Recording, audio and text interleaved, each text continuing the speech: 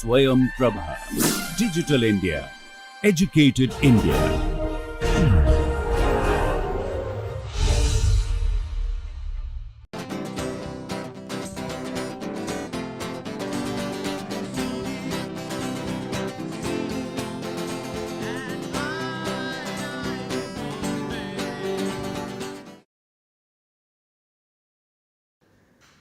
Welcome you all to the next class on Inorganic Chemistry of Life, Principles and Perspectives. In the previous class we have tried to complete the enzymes related to the molybdenum based enzymes. Now let us look at another enzyme. It is not really for an enzyme function, but is for something good, that is mercury reductase. So as you know very well, the mercury ions are toxic to the body, toxic to the cells and system. You know why? These is because they can react with a lot of proteins and many other biological molecules and make some kind of a cross links. Why do they do that? How do they do that? I am sure you are aware that we have discussed in the beginning, the mercury being a heavy ion, it's a soft Lewis acid as per the HSAB principle is concerned. So therefore, such kind of species are capable of binding very nicely, very efficiently to the systems having sulfhydryl functions. For example, in a protein you have or an enzyme you have a lot of cysteine functions. So the mercury can attack those things too. So therefore, the body needs to sort of remove such kind of things. So one of such enzyme is mercury reductase. So mercury reductase means it reduces. It reduces what? Mercury. So it reduces mercury from mercury 2 plus to mercury 0.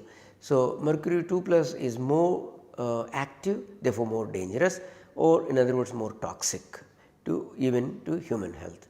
On the other hand, mercury 0 is neutral, not so much binding in capacity, therefore it is much less toxic. We can't say non-toxic, but much less toxic. Okay, now coming to the story of the mercury reductase. Mercury reductase obviously is an oxidoreductase enzyme, and this particular enzyme is supported by a flavoprotein. Generally, what do we know about the flavoproteins? We know that the flavoproteins are electron transfer proteins, but here they also help in catalyzing the mercury 2 plus to mercury 0. Okay. So therefore, the mercury reductase is in the short form is written as MER-A. So this is important thing to say, mercury reductase.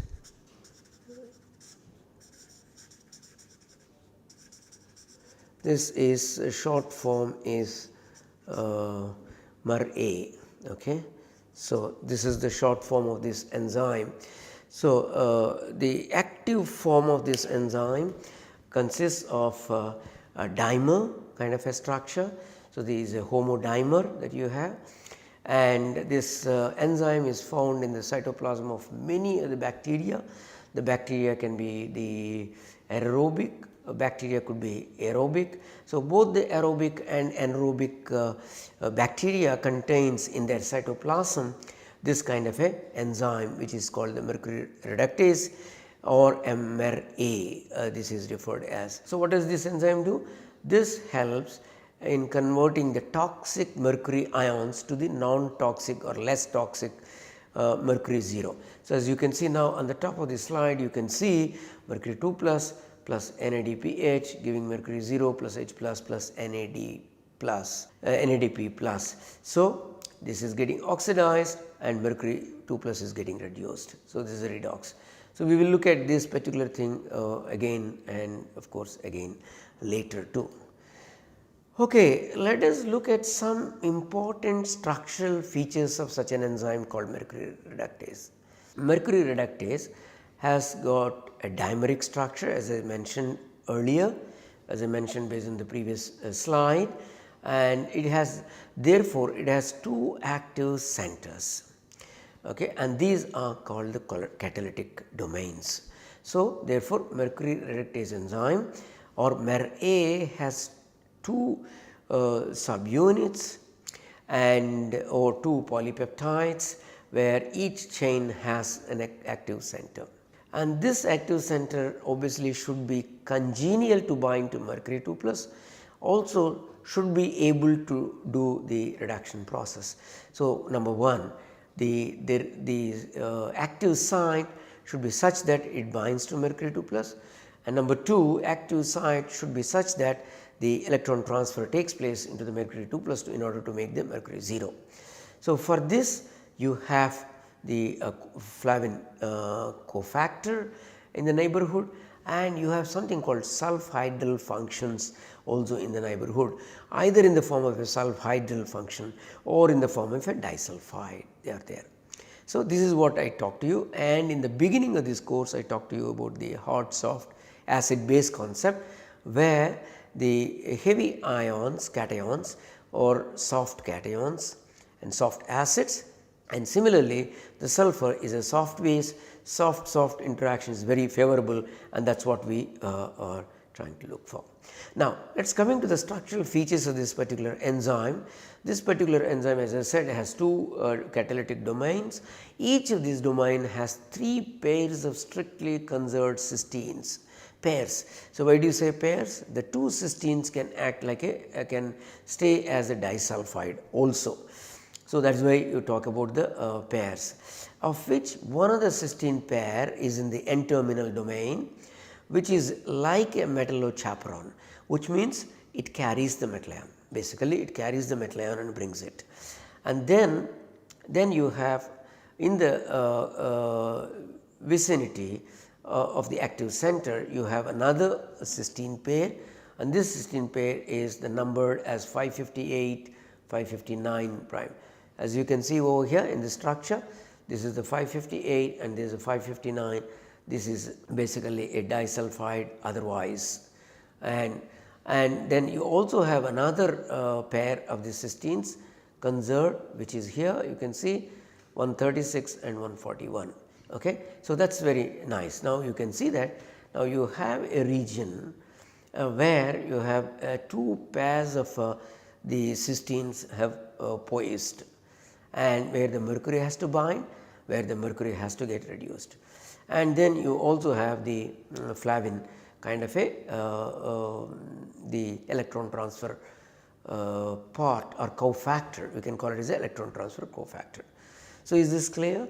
Mercury reductase is an enzyme which reduces the mercury 2 plus to mercury 0, and the mercury 0 is of course less toxic, and then it will be thrown away by the excretion process of that.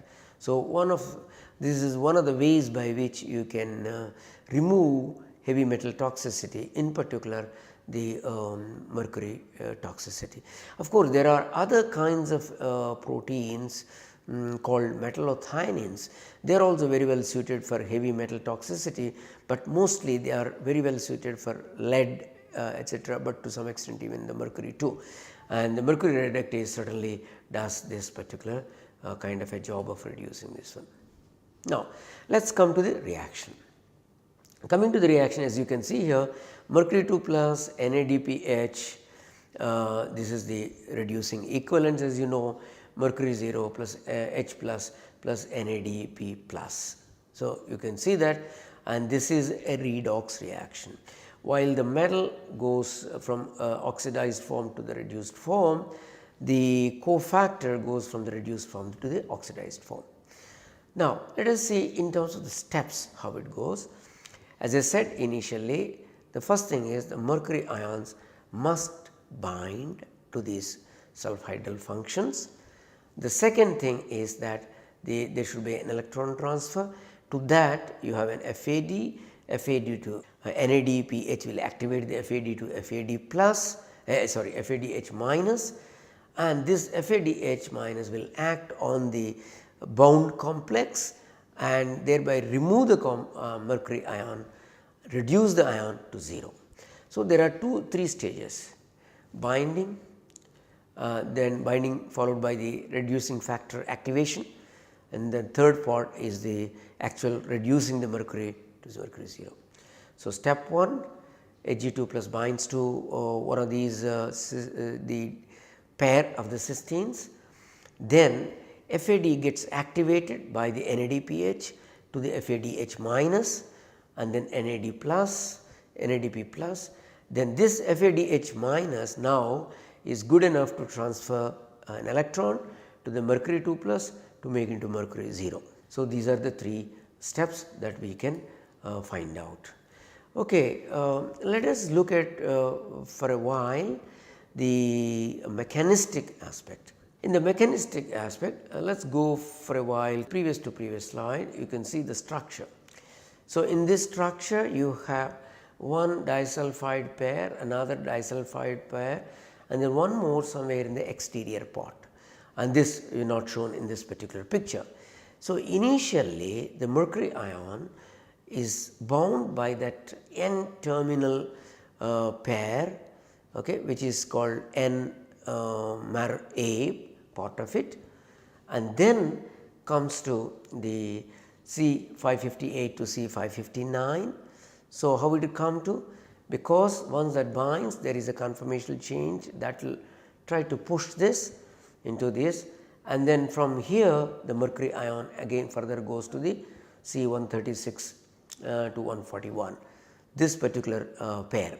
So, and therefore, one more upon binding the mercury here will make some more change in the conformation, and that will protrude or project this mercury towards inside. It allows to move inside, and again it will get into the this one. Why? Because the FAD factor is on this side. So, because it is the FAD factor which should reduce.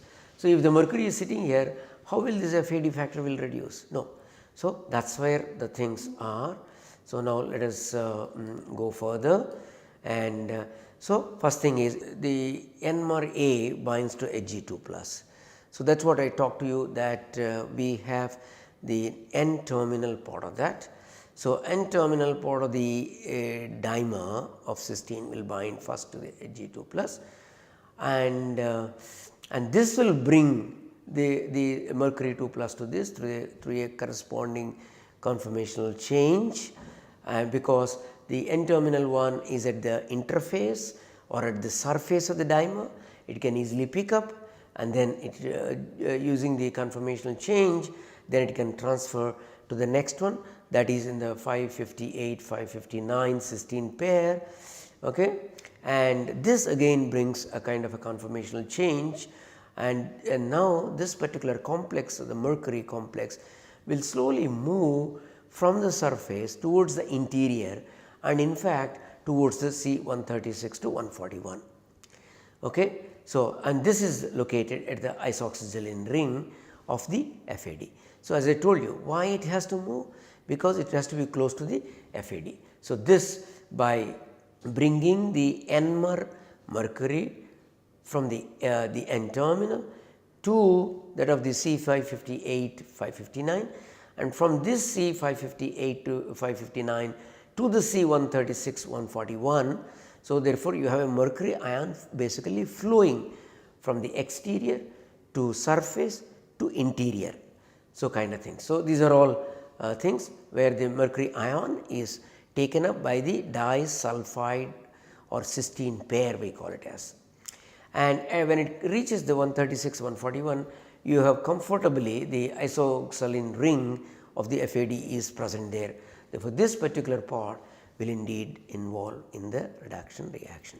So, that whole thing can be talked in terms of the step 1 or process 1. Then once it comes to the 136 141, then this is close to the FAD, and the FAD gets activated by the NADPH, and then FAD yields FADH minus.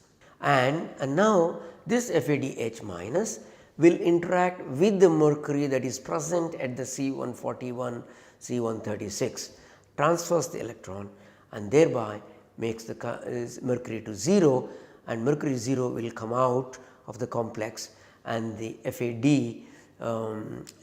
H minus will be basically the oxidized. Okay. So, these are the third process. So, first process binding at the surface, followed by flowing it to or moving to C558 559, Then further moving to C 136 141, you can call the whole thing as a process 1 or step 1. Okay. And then next is the activation of the FAD to FADH minus. Step 3 is FADH minus transferring the electrons to the mercury 2 plus and making it to mercury 0. Okay. So, the same thing what I said in terms of the words, let us see through a schematic means. So, the step is here, and now if this is the actual protein where you have the 558, 559 the disulfide pod and the pair and the C136 141 pair, in presence of the NADH NADPH, this gets activated. So, this disulfides will get activated, and this is now ready to take up mercury ion. It can take simple mercury ion, it can take mercury SR twice too, either of these. So, therefore, that will take the mercury ion comes to this particular thing. So, this is same as what I mentioned to you earlier. It is initially bound at a pair which is close to the surface, which is the N terminal kind of thing, then moves into the 558, 559, then moves into the 136, 141. So, now you have an complexed form of it.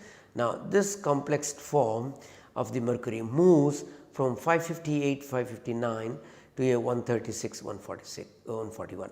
So, that is the mercury is moving from here to there, here to there, you see that, here to there, and that is what you are seeing it. Now, NADPH, once this mercury comes here, based on this kind of a conformational change that comes, the FAD gets activated. So, the FAD gets activated and basically reduced by the NADPH to become FADH minus. Now, this is the reducing equivalence which will add electrons to the mercury which is bound and then throws out NADP plus out, and then the mercury 0, and that leads to the FAD bound. So, and NADPH. Now, this is the reduced form, this is in the normal form that you have. So, therefore, you have a redox. So, let us look at another way. So, you have at the surface that is bound at another pair, and then it is due to the conformational change it is moved to 558, 559.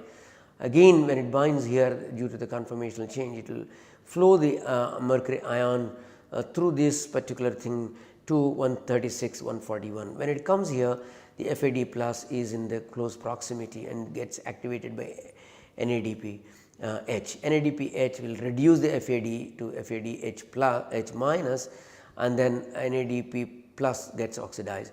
Now, NADH plus is close proximity with this particular complex, therefore, reduces this one and regenerates the FAD part of that. So, from FADH.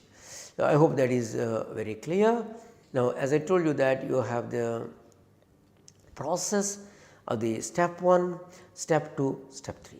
In the step 1 itself, initially you have a binding in the mercury at the surface and then transfer to the C 558, 559. This is this one. So, let us look at each case what is happening. So, this 558, 559 binds to the mercury, and this one slowly moves towards one of these cysteine here, that is this particular cysteine. So, therefore, it forms a kind of an intermediate with this one. So, this is transition state, and then try to give this mercury more towards this. By the time this gets oriented because of the conformational change, and this will hold it. Now, this particular species further, because of the rotation over here and rotation over here and rotation over here, it will go to this particular transition state, and this particular transition state will again transfer to this part of it. And so, as you can see, once you have that, you have the 136 and 141, and finally binds both of them, and this will become broken. So, it start breaking from here itself. The interaction one see there are two cysteines. First it will break one other cysteine, and next one it will break with another cysteine, then and then it makes a bond with the 136, then it will make a bond with the 141. So, out of the 4 cysteines, the cysteine 558 will break, followed by 559, then the mercury ion by the time would have bound to one of the 136 and 141. So, 136, 141, one of them will bind, and then slowly once the other mercury contact is dissociated, and the second cysteine center will also bind. So, that means thus the mercury ion is shifted from this pair to this pair. You see here on the top, the bottom. So, all these steps are visualization, you do not need to remember much. So, it is a visualization. So, all this is because what are the reasons? There are two major reasons. One is the affinity of the mercury 2 plus to bind to the sulfhydryl functions because of the soft character of the mercury ion with that of the soft character of the sulfur group. So, therefore, soft combination. The second thing is when the mercury comes in contact, the kind of a conformational changes that happen, and as it binds to the this one, as it goes to this. So, you have a continuously the conformational changes. So, it is one is affinity driven as well as conformational driven. So, both the things are together functioning in this. Okay, now what we talked till now is the mercury 2 plus ions can bind as a mercury 2 plus ion, or mercury 2 plus which is in contact with the organism as a mercury thiolate. So, in either of these case it can exchange, because as you know thiolates can exchange reaction. So, thiolate exchange reaction is always feasible in this. Okay. Now, instead you know very well that in the environment the mercury spillage is not left as it is. The mercury spillage is always contacted with some other kinds of moieties. One of the most common act is the mercury making a bond with the alkyl group, with the carbon, alkyl groups of the carbon. And these are called mercury alkyls. It can be with one alkyl, it can be with two alkyls, etc. So, if you have such a kind of a environmental impurity, can you expect that this particular enzyme works? So, what I explained to you earlier is it will work for Hg2 plus ions, it will also work for the Hg with the thiolate complex. So, that is HgSr or you can call it as HgSr complex, so or Sr2 complex or Hg2 plus ions. So, all of this, but a lot of the mercury in the environment is available with the Hg alkyl. It could be twice also, that means HgC bond. So, this kind of a bond the Mer-A cannot work on this. So, therefore, this enzyme is not suitable for methyl mercury or dimethyl mercury or dialkyl mercury, etc. But there is another enzyme which is called the Mer-B. So, there is another enzyme Mer-B, this can work on mercury alkyls.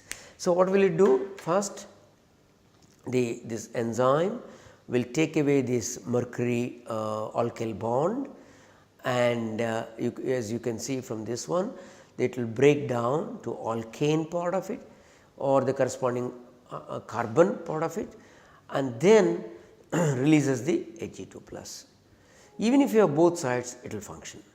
So, and once you have the Hg2 plus or Hg2 plus with RSH, that can be worked out by the mercury Mer-A.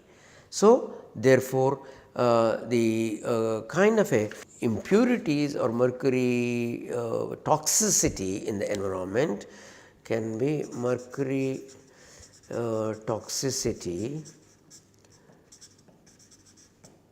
in the environment